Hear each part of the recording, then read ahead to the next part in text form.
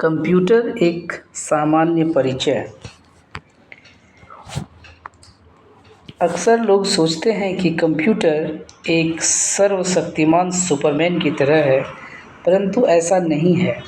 यह केवल एक स्वचालित इलेक्ट्रॉनिक मशीन है जो तीव्र गति से किसी भी कार्य को करता है और कोई गलती नहीं करता। इसकी क्षमता सीमित होती है। इसकी जो कैपेसिटी होती है, क्या होती है? सीमित होती है। ठीक है, इसकी कैपेसिटी सीमित होती है और ये कोई गलती भी नहीं करता है। ओके, इसका उपयोग बहुत सारे सूचनाओं को प्रोसेस करने तथा इकट्ठा करने के लिए होता है। अब यहाँ समझिए कि इसका उपयोग बहुत सारी सूचनाओं को प्रोसेस करने के लिए होता है और इकट्ठा करने के लिए होता है। तो इकट्ठा करने के लिए किसी अन्य चीज़ की ज़रूरत होती है, तो आगे चल कर के आप देखेंगे इसे मेमोरी कहेंगे। क्या कहेंगे इसे? मेमोरी। ओके, मेमोरी कहेंगे। और प्रोसेस, ये जो प्रोसेस किसी डेटा को प्रोसेस करता है कंप्यूटर, तो इसके लिए इसमें एक चिप लगा होता है जो डेटा को प्रोसेस करता है, जिसे प्रोसेसर भी कहते हैं। कंप्यूटर एक यंत्र है जो डेटा ग्रहण करता है। ग्रहण करने का मतलब जिसके द्वारा डेटा को ग्रहण किया जाता है उसे क्या कहते हैं? इनपुट डिवाइस, उसे कहते हैं इनपुट। ओके, और वो इसे सॉफ्टवेयर या प्रोग्राम के अनुसार किसी परिणाम के लिए वो प्रोसेस करता है।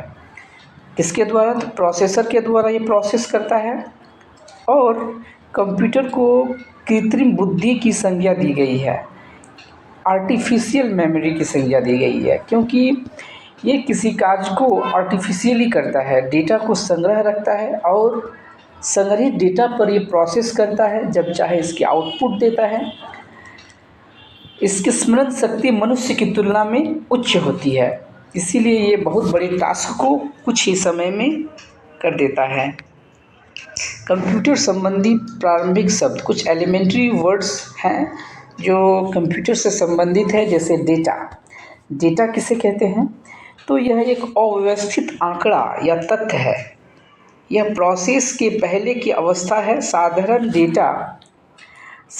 डेटा को दो भागों में विभाजित किया जाता है। जो डेटा है हम लोग उसको दो कैटेगरी में क्लासिफाई करते हैं। एक होती है संख्यात्मक डेटा और दूसरी होती है अल्फ़ा न्यूमेरिक डेटा। संख्यात्मक डेटा होती है जिसमें नंबर्स होते हैं और इसके जो डिजिट है वो 0 से 9 तक होते हैं। और अल्फ़ा न्यूमेरिक डेटा इस तरह के डेटा में अंक होते हैं, अक्षर भी होते हैं और चिन्हों का भी प्रयोग किया जाता है। जैसे पता, एड्रेस के लिए हम अंक का भी यूज करते हैं, चिन्ह का भी यूज करते हैं और अक्षर का भी यूज करते हैं। इसी तरह से हम समझेंगे सूचना किसे कहते हैं? इन्फॉर्मेशन। यह अव्यवस्थित डेटा का प्रोसेस करने के बाद प्राप्त परिणाम जो व्यवस्थित होते हैं उसे हम क्या कहते हैं? सूचना कहते हैं। अब आते हैं हम कंप्यूटर की विशेषताओं पर कि कंप्यूटर की क्या खासियत है, क्या कैरेक्टरिस्टिक्स है। तो सबसे पहली कैरेक्टरिस्टिक है कि ये तीव्र गति से कार्य करता है, अर्थात समय की इससे क्या होती है? बचत होती है। यह त्रुटि रहित कार्य करता है, मतलब ये जो कार्य करता है एरर फ्री करता है। ठीक है। तीसरा कार्य क्या है? ये अस्थायी तथा विशाल भंडारण क्षमता की सुविधा देता है। इसमें जो भी कार्य होते हैं आउटपुट के रूप में जो ग्रहण किया जाता है या फिर आउटपुट के रूप में जो रखा जाता है वो क्या होती है? अस्थायी होती है। जितने देर तक चाहे आप उसे रख सकते हैं और इसकी जो भंडारण क्षमता है वो काफ़ी ज़्यादा होती है। यह पूर्व निर्धारित निर्देशों को के अनुसार ये तीव्र निर्णय भी ले सकती है। ठीक है, और आगे की तरफ सुनेंगे कंप्यूटर के उपयोग, यूज़ ऑफ कंप्यूटर का हम यूज़ कहाँ करते हैं? तो शिक्षक जो करते हैं इसको एजुकेशन में करते हैं। ठीक है, एजुकेशन के क्षेत्र में करते हैं, बच्चों को स्लाइड से पढ़ाने का जो काम होता है वो कंप्यूटर के माध्यम से होता है। वैज्ञानिक अनुसंधान में भी होती हैं। कंप्यूटर का जो यूज़ है वो साइंटिफिक रिसर्च में भी होता है। रेलवे तथा वायु यान की आरक्षण प्रणाली में भी इसका यूज़ किया जाता है।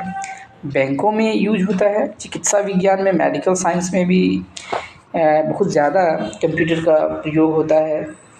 रक्षा डिफेंस के क्षेत्र में भी यूज किया जाता है। उसके बाद पब्लिकेशंस में होते हैं, बिजनेस में, संचार में, प्रशासन में और मनोरंजन में भी इसका व्यापक रूप से यूज होता है। कंप्यूटर के कार्य क्या हैं? कंप्यूटर के कार्य तो इसमें बेसिकली 3 तरह के कार्य होते हैं कि डेटा को कलेक्ट करना, ऐसे देखा जाए तो इनपुट, आउटपुट और प्रोसेसिंग है। ठीक है, तो फंक्शंस ऑफ कंप्यूटर से डेटा का संकलन, जैसे कि डेटा कलेक्शन होता है, डेटा का स्टोरेज होती है और डेटा का